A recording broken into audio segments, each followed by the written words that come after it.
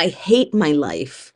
Hey guys, this is Andy with Mindset Matters More, and I want to talk about it. So I don't actually hate my life, but I had a client say those exact words to me. I hate my life. And those are some powerful words. That's some major negativity to be putting out into the world. And I really want to address this because maybe you're sitting feeling like you're not enough, that your life isn't good, like, oh, my partner's not great, my job sucks, my house sucks, my kids suck, everything sucks, and I just hate my life. Well, one of the things that's always going to happen is you're going to continue to attract a shitty life. So, one of the major tenets that I always teach people is that you cannot bring about a positive change into your life with a hateful foundation. You just can't. It's not possible. So, if you want to change your life and it starts from absolute pure hate, you're just going to build more hate. So, you have to work on actually caring about what where you are right now in your life. And you might be thinking, you know what, Andy, that sounds so dumb. Like, I just want to change my job right now. I'm gonna dump this guy, start again. I'm just gonna blah blah blah. That's not how this shit works, y'all. Okay? You have to start to love today, because some future tomorrow that you believe exists, you are not going to be able to bring it about if you are coming from an angry place. You want to build a big beautiful life, it has to be on the foundation of beauty, love, courage, joy, hope. Those are the pillars that you are going to need to make your life abundant. Okay, but how do you do that? How does that actually happen? Well, here's the thing. Okay, let's say, for instance, you are going to a school doing a major that you do not love, that you actually don't like it. Okay, so this is what you have to start thinking. What about your life is actually good? Do you have nice friends? Do you like the teachers? Maybe the cafeteria is actually pretty decent.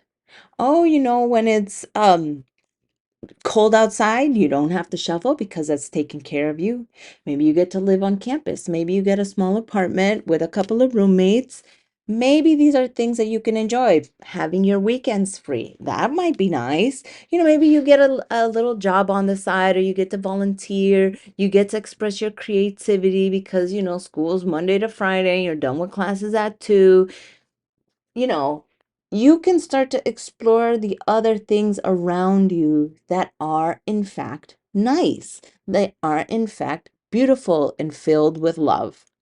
So, what happens when you start to change your perspective from looking at all the things that you hate to all the things that you love? You start to draw in more things that you love. And now, this, it sounds easy, right? No, it sounds actually really fucking hard, but it sounds simple. Oh, just look at all the nice things, Andy. You're right. It's fucking impossible to start. But you could find one thing and just focus on that for a week. And then you find two things and you focus on those for a week. And then you find three. And then here's what I always think about when I'm telling people to start looking at the things that are nice in their life. It is like a muscle. You go to the gym once because you think, oh, I need to change my body. Maybe it's build muscle, maybe it's lose weight, I don't know. But you decide, I'm going to go to the gym to change my body. And you go one time. Is that going to change your body? No. Okay, so you go another day. Is that going to change your body? No. So you go a week, 2 weeks, 3 weeks. And then you start to say, oh, you know what? I actually see a couple pounds down. Or, you know what? Oh, I make a little bicep muscle. Oh, and it feels a little solid right there. And then you keep going.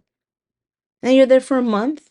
You're 2 months, 3 months, 6 months. And then you take progress pictures and, like, from 6 months ago to today, and you see, wow, my body has fucking changed completely. It's the day to day, you will not recognize the change in yourself. But when you look over a longer period of time and you see, oh my God, like I look at a whole bunch of things more positively now, like, sure, this isn't ideal, but you know what? I feel so much better.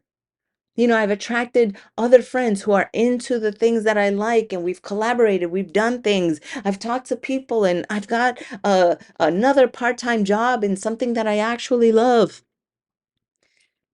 So things can change incrementally, and people don't fucking realize that. They just want I need my life to change now or forever hold your peace.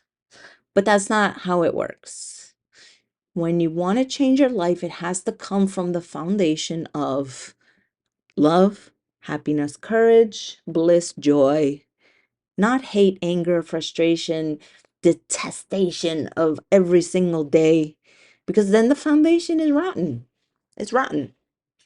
You can't build a new life on that. It has to come from deep within your soul. So what happens? All of a sudden, 6 months later, you're happier, you're more well-rounded, you start to see opportunities, you start to shift your life and course correct. Because then you won't be fighting against and railing against your current reality that's gonna keep you trapped. Like those Chinese finger traps, like the tubes that you put your both pointer fingers in, and like if you pull really fast, it like traps your finger in there. That's what it's like, is if you just try to like get out of this life right now, it's just gonna lock you in because you're so focused on it. So you have to come from a place of, okay, I have to love this into completion. I have to love my life into completion. And now what does that mean? That means that you love this so much that you start pulling in the things that your heart desires, that the pieces of you that were not aligned with where you were supposed to go just naturally die off. And that's hard. That's hard because it's backwards, right? Oh my God, I have to love this. Won't I get more of it? Well, if it's not aligned with what your soul really wants, it will naturally die off. But you have to love it anyways. You have to have this like foundational trust that everything will be okay. But people want it now. People want it now. People want their life to change now, now, now. And the world is just going to give you more of what you're focused on, the hate, the stuff that you hate. Even if you pivoted your career 100% into another place, you're going to wind up hating that too. You're going to wind up going into your dream career and realizing like, actually, I hate this. You're going to wind up pivoting and trying something new and be like, no, this isn't it either. And you're going to try another thing and say, nope, I hate this too. When you have hate in your heart, it only multiplies. Everything that's in your heart multiplies. So if you've got love for the stuff that's around you, it's just going to multiply, multiply, and shift your life into the course you were meant to be. And that course, that the place where you're meant to be is going to feel right. It's going to feel easy. It's going to be like, well, no duh, this is where I'm supposed to be. This is where I love to be. And it's not going to look how you think it looks. It's not. Because if you're in hate, your visions are filled with hate. Your visions are filled with yucky, icky. So that's my message for today, y'all. If you want to change your life because you hate it, step one, learn to love your life. All right, guys, I'm going to put in the link my book. So buy that shit, okay? It's like only $10. Then it's about journaling, which journaling has been like a major part of my life. I'm also going to put my YouTube in there and my email. Let me know what you think, guys. Can you love your life into completion? All right. Have a good day. Bye.